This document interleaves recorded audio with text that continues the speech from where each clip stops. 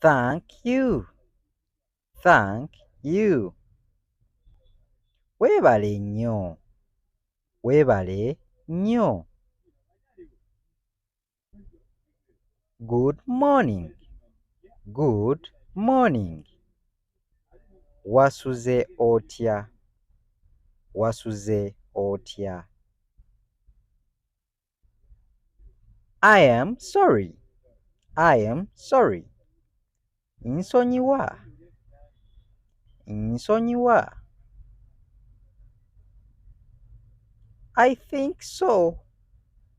I think so. Ndowooza kyekyo. Ndowooza kyekyo. I am ready. I am ready. Nze ndi mwetegefu. Nze ndi mwetegefu. Excuse me. Excuse me. Nsonyiwaamu ssebo ife nnyabo ife lady. Nsonyiwaamu ssebo oba nnyabo.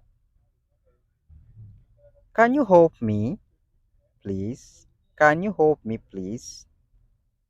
Osobola okunnyamba bambi. Osobola okunnyamba bambi.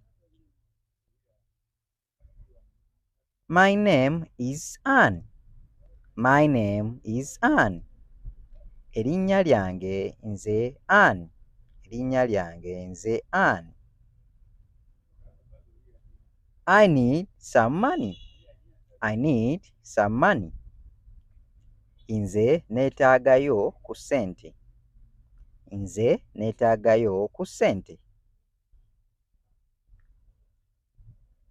I am tired. I am tired. Nze nkooye. Nze nkooye. I am feeling sleepy. I am feeling sleepy. Nze mpulira otulo.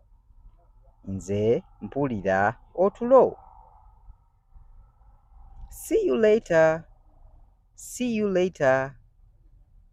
Tulabagane edda. Tulabagane edda.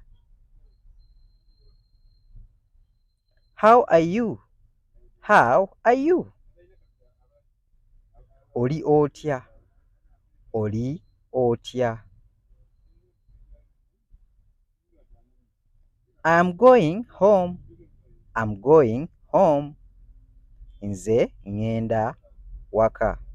Nze ngenda waka.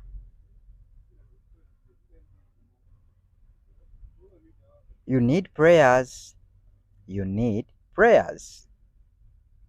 Gwe weetaaga ssaala. Gwe weetaaga ssaala.